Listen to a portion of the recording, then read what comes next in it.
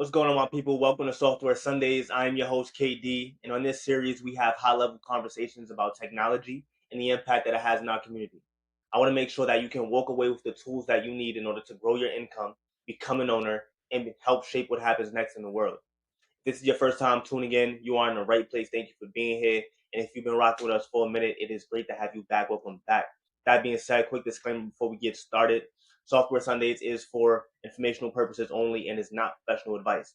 The views expressed are my own or those of individuals quoted. The topics discussed may or may not impact your specific situation. Please consult your own business, legal, or tax professionals before making any decisions based upon information found in this show. With that being said, the information is right, information is necessary. So let's jump in and get started with the news for this week.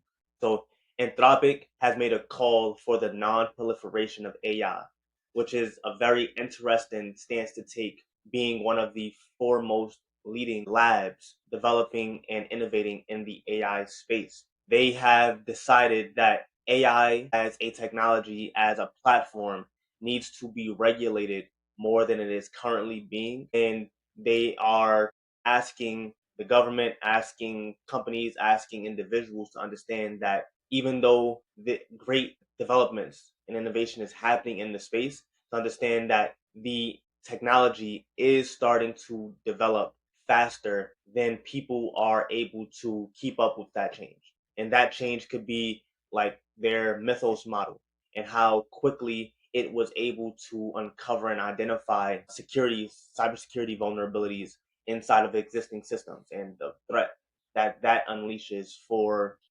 financial institutions, utility companies, and other like critical infrastructure and even military use cases. So I can definitely understand there is a need for just being aware and mindful of the technology and the impact that it has. But it does seem interesting that they're asking, as a company who's already leading the space, they're seeming to now want to slow down innovation, which will only impact the people that would potentially compete with them more. It doesn't really affect them because they've, at this point, almost about the IPO, worth nearly, I wonder if they were at nearly a trillion too. Their last valuation was at least 800 billion, if not 900 billion. But that those types of numbers and the advantage that they have in the space, any type of regulation, any type of stifling of growth and innovation is only going to affect newcomers, and it won't really affect such a powerful and well developed, well funded, well established incumbent. And this is one of the issues with regulation, because usually regulation doesn't impact the person who has the experience, who has the resources, as much as the person who is looking to jump into the space. So there's a risk there. I would not like to see regulation of AI in the technology space turn into something that makes it more difficult for new people, new companies to establish themselves and break out inside of the market. And another thing to consider is the fact that these models, as they're developing, as they're reaching new capabilities, and people are I seeing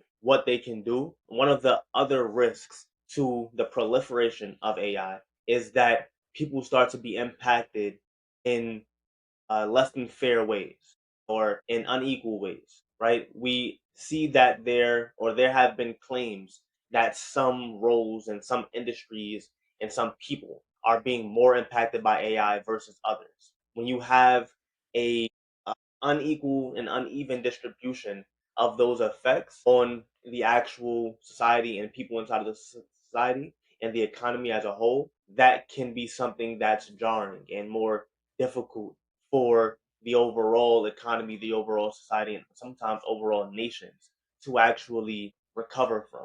So there's definitely some risk in AI just going and innovating at the speed that it's currently innovating in. But again, there is potentially more risk to just allowing these, at this point, maybe two big AI model, frontier model companies to just own everything and own the entire share of the market. Because if you think about the other foundational model providers, I think XAI, Rock would be an example.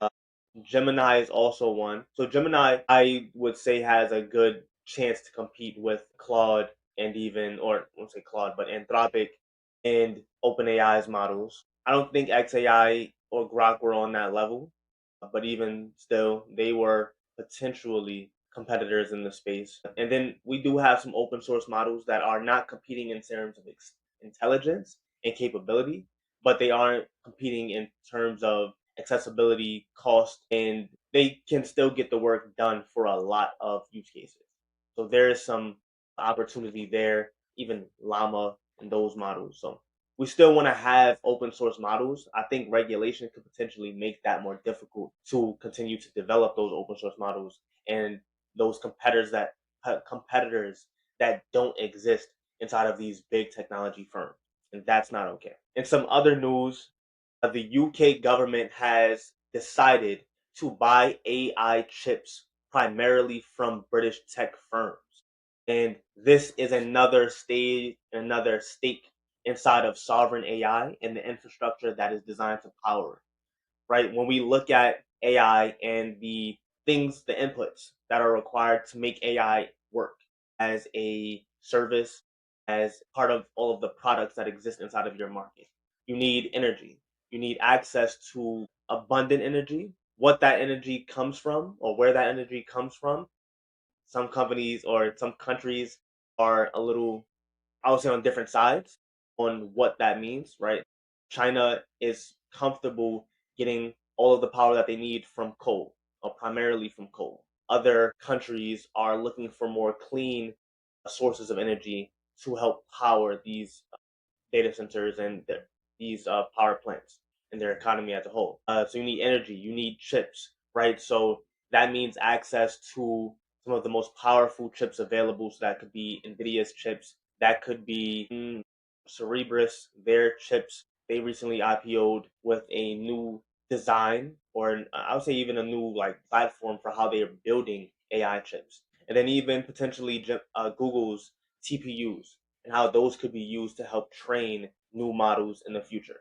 And I think Amazon has their own flavor of these high level chips. So you need the chips. And then you need those chips and that energy accessible inside of these data centers. So that means access to land, networking, all of these inputs. But a lot of these inputs, when you get to the highest level, to the most critical level and the most critical components, even thinking about the access to rare earth minerals. These things are primarily owned by very specific regions, by very specific countries. And that type of dependency from one country to another is not something that most governments are going to be comfortable with.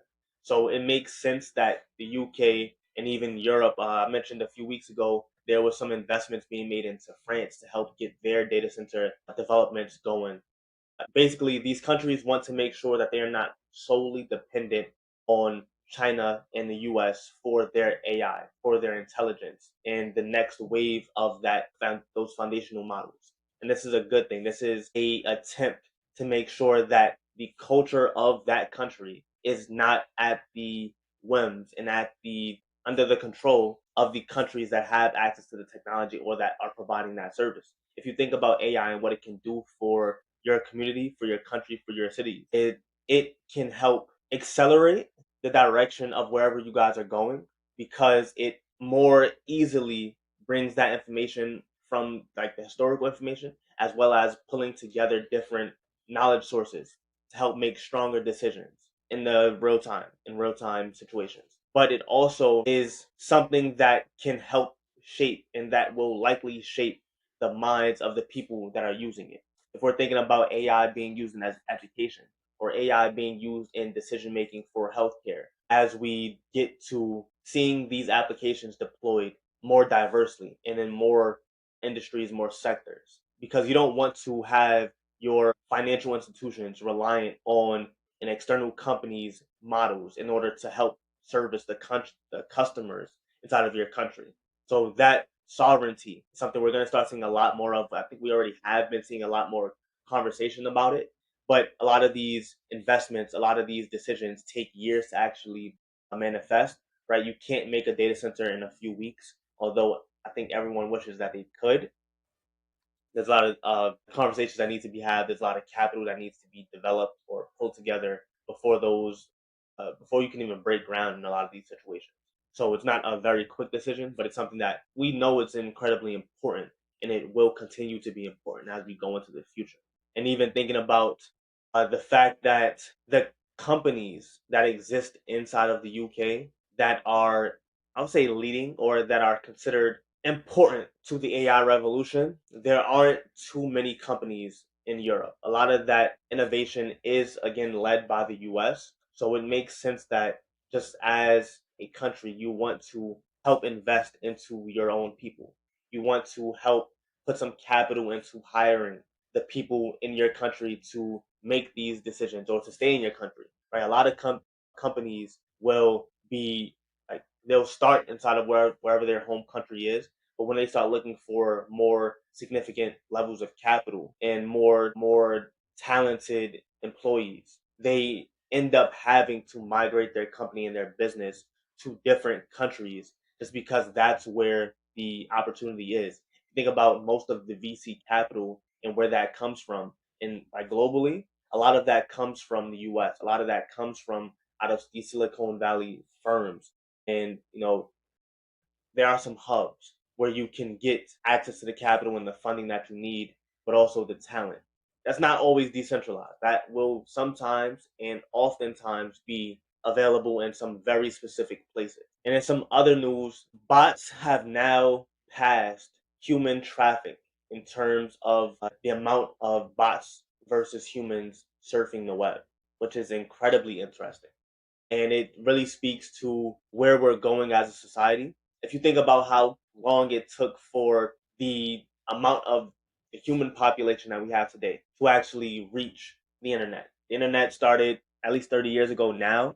Or I said the internet became accessible about 30 years ago. And it took about these 30 years, I would say even 20 years, really COVID is what it shifted and accelerated a lot more, but it took about 20 years before the internet became more mainstream globally, before more people started having access to in the internet, high bandwidth connections, and even smartphones that they could actually surf the web, access these services more easily. We're seeing now, as long as it took for this amount of human users to get on the web, we're seeing in less than 3 years AI agents, right? These assistants for humans now surpassing the amount in terms of actual requests, but also the speed. It didn't take nearly as long for these bots to start really proliferating and growing their presence on the internet. And we're only going to see that acceleration continue. We're only going to see more bots doing things on the internet for humans and on behalf of humans. The interesting part is, who are these humans that they're working for, right? All software, I mention it all the time. Software is just a tool to advance the goals of the people who develop them. When we're looking at bots that are operating on the internet, that are operating in a space and in an environment that also can touch other humans. If you think about social media, you think about social media is like a major aspect, but if you think about the applications that are going to be accessible through the internet, if you think IoT, if you think vehicles when we get to that point, a lot of the services and products that we rely on and the things that we will become incredibly reliant on are going to be accessible through the internet. If you have agents and bots also being able to access those resources through the internet, that means that there's a potential for a significant amount of control to be exerted by these bots onto the resources that we consider important. And that's not something I feel like people have thought a lot about.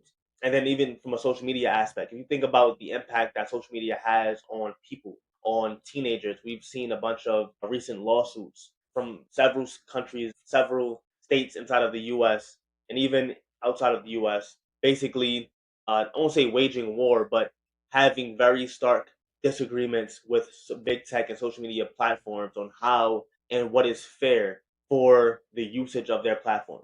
What age is it appropriate for a child to be accessing YouTube, Instagram, and these platforms? What controls should be in place when they're accessing them? Like these conversations are important because the minds of our people are being shaped by these platforms and the technology. The stories that you see, the comments that you have access to, the people that you get connected to. You can get connected to somebody that's in your neighborhood, but you can also connect with someone from halfway around the world and see what they're into, see what they're building, see what they're working on. And that can have positive and negative effects, right? You can have a positive effect when you're talking about positive knowledge being shared. When we're talking about engineering, when we're talking about philosophy that is about human development, maybe even education. How do you educate yourself? Finances, like that is all great. But you can also have some really negative things. You can have a drama being shared and widespread on the internet. You can have conflict being something that's shared, especially when we're talking about policies and in these political races, and even for some like certain sports entertainment and that type of disagreement can be that can grow on the internet. Let's say you have those same people accessing the internet, but now instead of having to deal with only humans who are trying to impact them and who are trying to influence them, now they're dealing with AI agents who are also attempting to interact with them. Not even attempting, are also interacting with them, also producing new information and producing content that can help shape their mind and drive their decision making. And then the most difficult or most challenging part about that is that you might have 100 AI agents that are all developed by one single person or one single organization, all now impacting a million users at a time. So the amount of influence that very small teams can have across the minds of very large groups is going to be something that we see, especially as more of these agents go online. It's also very important to understand that with the rise of these bots on the internet, it's going to be incredibly important to understand what is true and what's not. That's not something I think that people are totally familiar and willing to accept at this moment because again we've already gotten to the point where people don't exactly know what's real online. We've already gotten to the point where people are having really strong emotional reactions to things that they consider to be AI created and things that they think were AI generated. And it's not totally clear which is which sometimes. So the major thing that I really feel like I want to drive home for a moment is that trust in the AI supply chain is really becoming more valuable. It's becoming more valuable from a hardware infrastructure space when we're thinking about countries taking a firmer grasp on their AI infrastructure from energy to chips, but it's also becoming incredibly important to understand that AI supply chain is starting to impact actual people on the internet and actual minds because these bots are becoming more widespread in use. So, if you want to go deeper into any of these topics that we discussed, please join BLI University. Every week, we're having high level conversations about these challenges and the changes that are happening. And we're discussing in rooms with other builders how to actually take control of the opportunity that these changes create, but also how to drive some of that innovation inside of your own community and otherwise. So definitely join today, and we look forward to discussing more with you in the future. Let's jump into our Q&A section for this week. Again, the Q&A is primarily designed to make sure that you have all of the information possible in order to help enter the technology industry confidently and with everything you need to really hit the ground running. So, first question: how do you move quickly without making mistakes? So, this is incredibly important right now. I mentioned it previously that AI is starting to accelerate a lot of the development, right? It's starting to increase the expectations that teams have for individual contributors and developers. But it's incredibly important to emphasize that you don't want just speed. Because if you're just going for speed, there is a high likelihood and high potential for mistakes. So we have to understand that as developers, how do we move quickly without sacrificing delivery quality or introducing errors that will more negatively impact our teams in the future or our users? So one of the major strategies I use when I want to move quickly without making mistakes is to rely on checklists. And you can think of a checklist as a series of steps that you can use in order to accomplish some goal. And you have a start all the way to the end. And these checklists, some other words, names for them could be SOPs or standard operating procedures and run books, guidebooks, like basically something that a professional or a member of your team can rely on when they're in a high pressure situation or when they're in a situation where they have to just move quickly. If you think about checklists and procedures and how important they are, think about pilots and how they rely on pre-flight checklists before they ever take off. They want to make sure that when they are operating this very useful but dangerous machine, this dangerous vehicle, that they have done everything in their power to ensure the safety of the people that they are responsible for once they take off uh, and up until they land. Surgeons, they consult a checklist before they start any operating days, and that helps to save lives. So when you're trying to think about how to create a plan to complete any task quickly and as safely as possible, you have to spend as much time as possible up front developing this checklist. Spend as much time as possible after you develop that checklist to review the checklist to make sure that everything in that makes sense. The order of operations makes sense and that everything is included, that there were no steps that are skipped.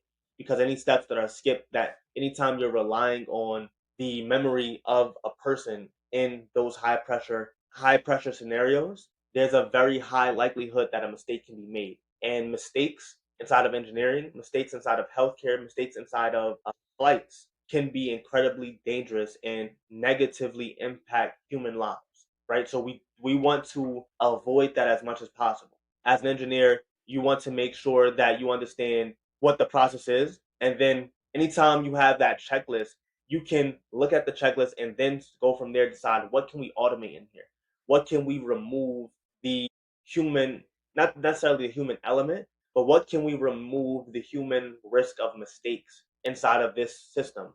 But you can only do that after you've documented it, after you've written down that checklist and that process to understand, hey, this is what we need a human in the loop to do. We need a human's decision and accountable on.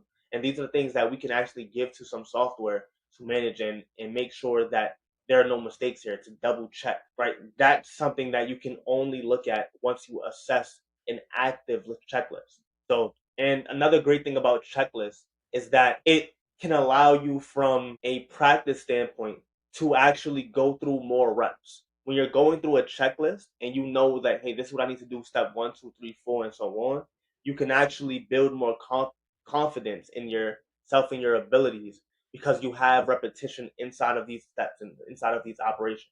It can help you understand and perfect the right combination of steps and techniques needed for you to actually see measurable gains and measurable performance increases inside of your, whatever it is that you do, whether you are a QA tester, whether you are a SRE or site reliability engineer, or whether you're a standard suite, right? If you're just building and you're going through your SDLC process, having that defined procedure and that defined checklist in front of you before you make any type of commit, before you release any of your code into production. All of that is going to help make you a better developer over time because you know that you have the instructions that you need, the steps, and you know you've gone through those steps in the most reasonable capacity. How should I budget my software engineering salary? So I have found that the technology industry is going to give you some of the fastest and most lucrative opportunities compared to most other industries, most other roles. But with that great power comes very great responsibility. You have to understand that the income that you're getting is one, it's because the work that you're doing is incredibly important. But you also have to understand that the income that you're getting is an opportunity for you to help change your life and the lives of those people and those missions that you care about. And an incredibly important decision that everyone needs to make, no matter what your income level is, no matter what you do for work, is to make an intelligent budget. And a budget is not just a plan for how you're going to not spend a lot of money. Your budget is how you're going to allocate the resources that you have available before you actually get those resources. You never want to decide how to land the plane after you're already up in the air. You want to have all of that already planned and all of that already prepared before you see and before you need it, right? And when I say budget, I'm saying understanding, how much money you're going to allocate this much for your housing, how much you're going to allocate for transportation, your medical expenses if you have those, student loans, and that's like your expenses. But you also need to have a plan for how you're going to invest into your future self. So that could be setting up your retirement account and budgeting some amount there every month. Budgeting for your emergency fund, which is incredibly important, right? There are people that are still looking for jobs months later after being laid off. If you haven't budgeted for that type of emergency, budgeted for not having the income that you needed, you're going to be challenging yourself in order to kind of make ends meet in the meantime. And that's not a challenge that, you don't want to be stressed out while looking for a job. You want to be able to do that confidently, do that and with a little bit of patience and peace in yourself. But having that budget and having that plan to know that, hey, I need to have a safety nest for myself, and that little nest egg for myself to make sure that I'm not inside of a unstable position later on. That's going to be incredibly important. Even just understanding how much you may want to donate, how much you're going to give to your community. That's something that you want to plan for. You don't want to just say yes or say no to every ask or every request that comes in. You want to be able to confidently give to the people and give to the missions and the organizations that are important to you. And the only way to do that is to plan it, write it down. And that plan could look like an Excel sheet. That plan could look like a piece of paper with some notes on how you want to just donate. Or that could be some other tool or app that you just rely on. It really doesn't matter as long as you have a consistent way of doing this. And this is incredibly important for high earners because a significantly disproportionate amount of high earners, people earning over $100,000 a year, are living paycheck to paycheck, which would seem weird, right? The more money you have, the more likely it would be that you can make all of your ends meet and save money. But in reality, that's not the case. Most of the time, when people make large amounts of money, they spend just as much money on things that are not probably in their best interest over the long term. And especially when you're seeing a significant, salary raises. If you're not budgeting, if you're not planning how you're gonna allocate that new salary, if you're not understanding how much you were spending from your last paycheck, every new dollar you make is going to get caught up in the same system, the same habits that you already have been using. So that budget, that plan will help make you feel some of those salary increases a little bit more than you would if you're just spending money with no plan and no system in place. When I budget for myself, I have a monthly. So I'll say the budgeting for me is I won't say it's complicated, but it did take some months and years to perfect. My spending, I spend normally for most things. I'm not really an excessive spender, so I don't have to really put significant upper limits on how I'm spending. I buy my groceries, my transportation. Like I have to get to work, I have to go where I'm going, right? I don't really go out too often to restaurants. But I do also have like a limit on how often I'm going to get Uber Eats, things like that. Right? I'm not eating out and getting Uber Eats every day. I'm buying groceries and cooking so I can have leftovers. I am putting a little bit of money aside for my investment account. And I do that using different tools. I have a tool I use called Credit Karma, which is an app that really tracks all of your spending, but it also tracks all of your account balances and even your like it helps you track your debt and your net worth. I use that mostly for the expense tracking so I can know how much I spent in a particular category and I can categorize my transactions over a course of a month. And then every month at the beginning of the month, or technically at the end of the month, right? I actually look back at all of the transactions from the last month and say, oh, all right, and I'll say I'll record what I actually spent in that particular category.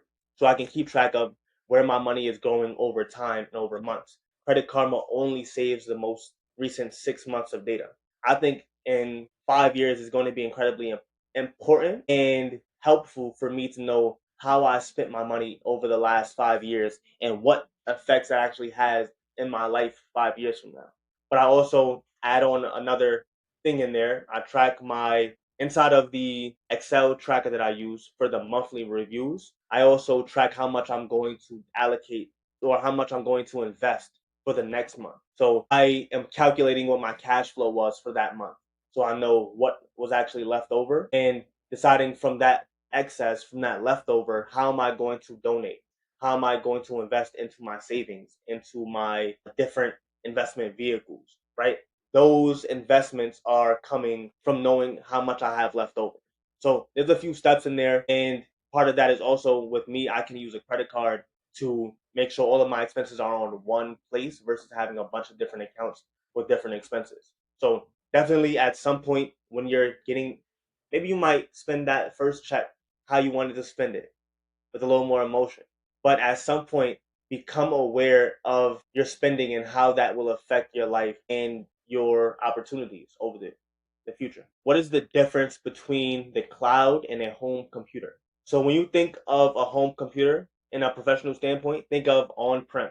Think about a computer that you have full access to from the physical perspective all up into the applications running on that piece of hardware. Your home computer is going to be something that you can touch, that you can see, that you can listen to, right? That's going to be completely under your care and your responsibility. That means the networking for that computer, so making sure your Wi-Fi is working, right? Making sure, and it can be Wi-Fi or even if you're using Ethernet cables to have a hardwired connection.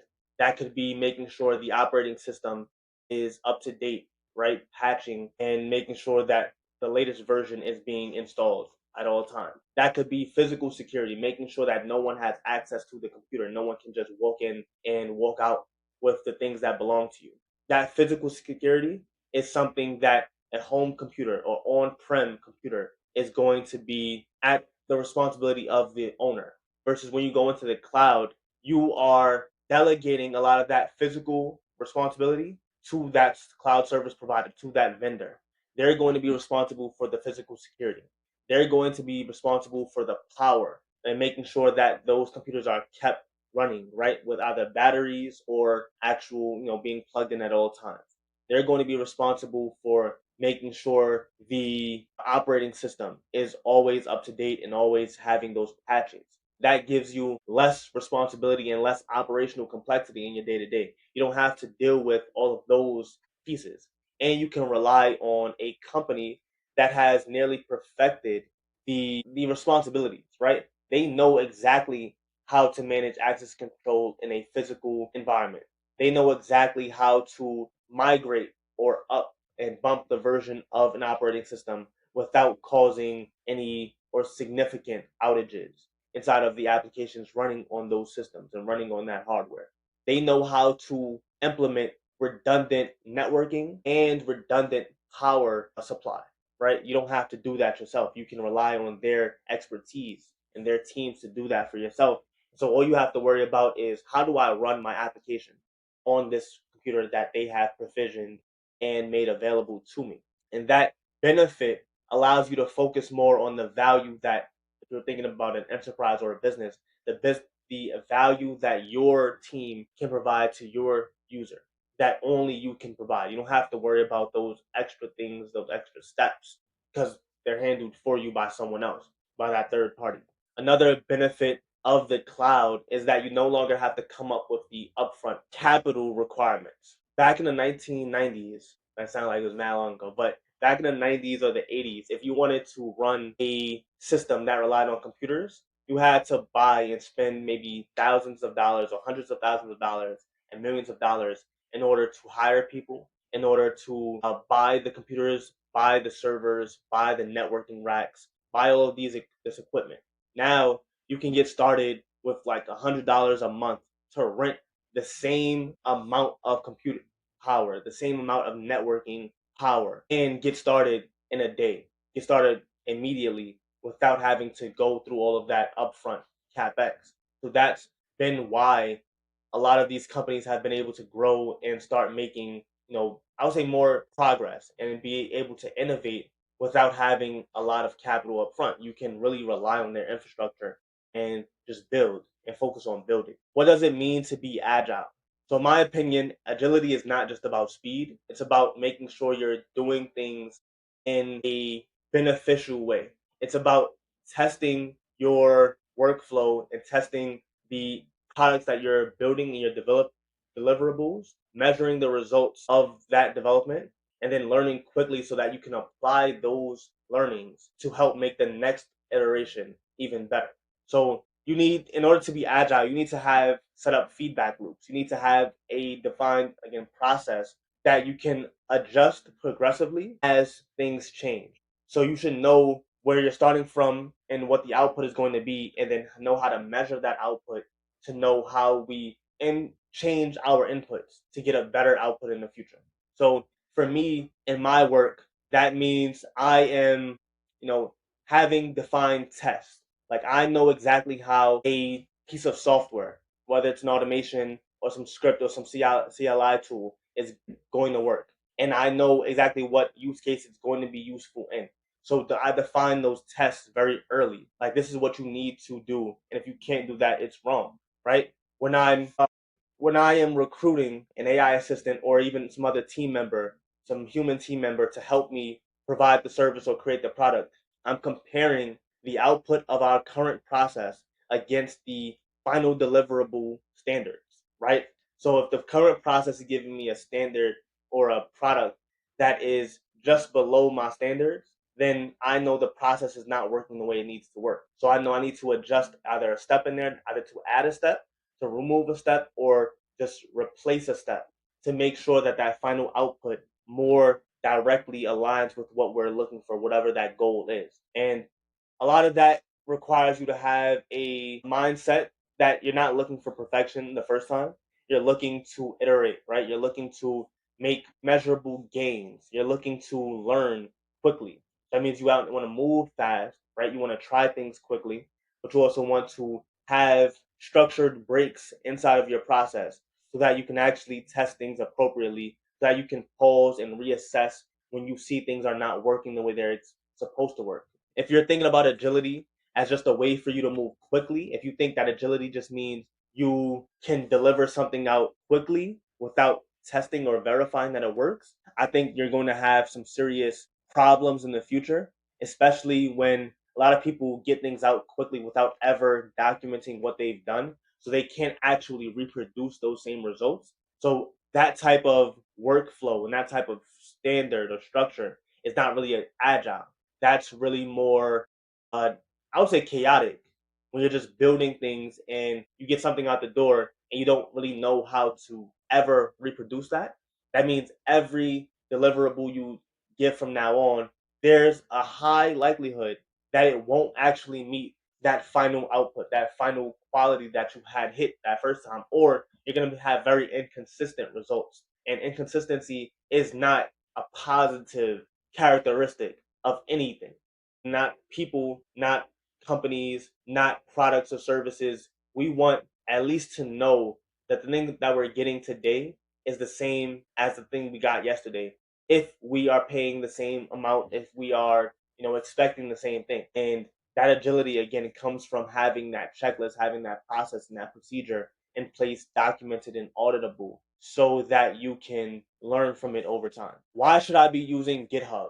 So for builders, GitHub is more than just a place for us to store code. GitHub can be used as an IDE. It can be used as a place to collaborate with other developers, showcase your portfolio, and help manage many code adjacent workflows. If you're using GitHub Actions to deploy or to automate, your CI/CD process, if you're using the issues feature to keep track of, potential enhancements to your project or potential bugs that it might have, this is why you want to use GitHub. And it's one of the de facto standards for source code management inside of the industry. If you're thinking about GitHub or even GitLab, these tools are built off of Git. Git is the actual source control tool that allows you to, make a commit, to roll back a change, to merge different versions of code developed by different people, right?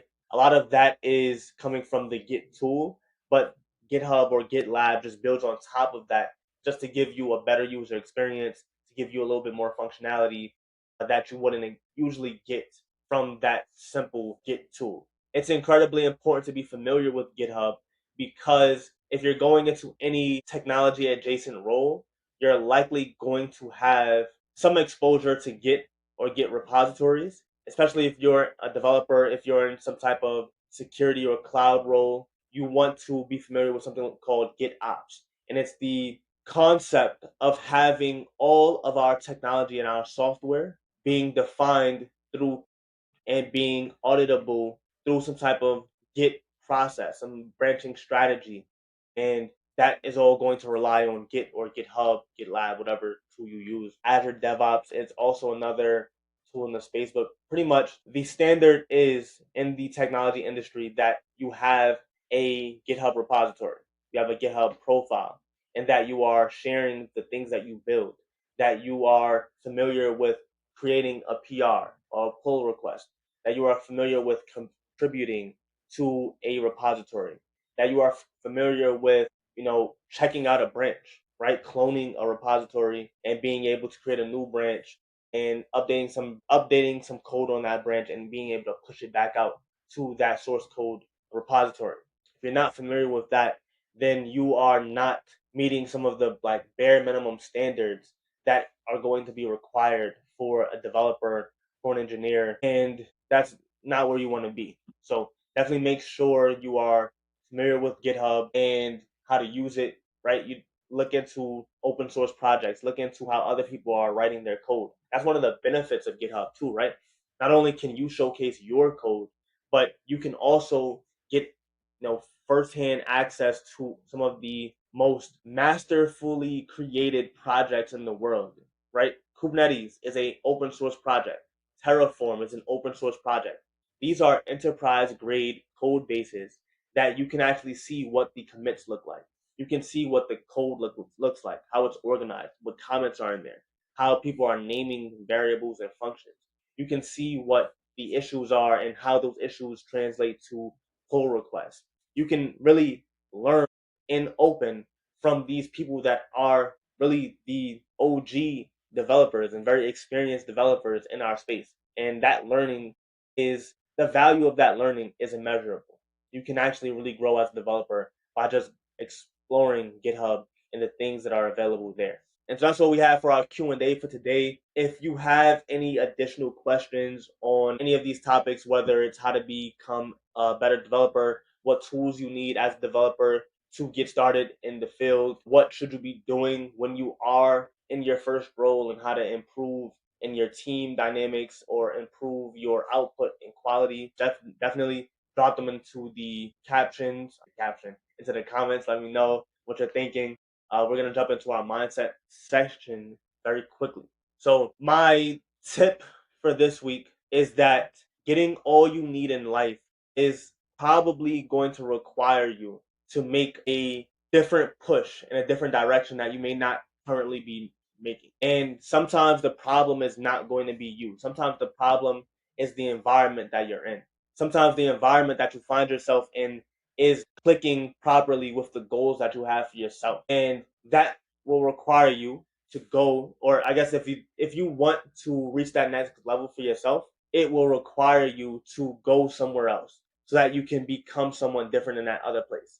And I'm not saying totally to change who you are, but sometimes the environment that you're in expects you to be a certain way, and the person that you want to become is an entirely different person altogether. So going to a place where no one knows you, where there are no expectations for you to be that old person, could allow you to hit a new phase, to hit a new destination that you really want, but that you're really not able to hit right now. And I know it can often be scary to leave, right? It's difficult to leave a place that you know you're comfortable in, or that you're more comfortable with your current discomfort than you imagine yourself to be comfortable with the unknown discomfort, right? The known versus unknown, that risk. But even if it's difficult, even if it's scary, sometimes, again, it's going to be the best thing for you. Sometimes that may be all you need in order to hit the next milestone that you have for yourself. And sometimes it's all you need in order to really just drive that next wave of growth for you and where you want to be in the future. So if you're finding yourself, not in the place that you want to be, if you're finding yourself not comfortable with where you are, really look and explore what places are more conducive to the person you want to be and to the plans that you have, right? I've heard philosophies and thoughts about there are different cities that are better for different industries, depending on what you want to do, right? If you want to be a pro in tech, going to Silicon Valley is where you want to be if you want to really immerse yourself inside of the tech ecosystem. If you want to be a great politician, going to DC, going to the capital of your country or your city is going to be where you can get the most impact because you can learn from the people that have been doing it at the highest level. If you want to be great in financials, in the financial services industry, you go to New York or UK or Singapore because that's where the capital markets are centralizing. That's where the bankers go, where the insurance brokers go. That's where the money is going to reside. And so you have to go where the not only the opportunity is, but where it allows you to stretch the most you can inside of that area that you really want to stretch and grow in. So, challenge yourself to do that and make the most of that opportunity. And that's all we have for this week. Enjoy your week. Happy Sunday. Be great, be safe, and continue to build, continue to learn, and continue to make great positive impacts inside of your life and your community. And I will see you in the next one. Peace out.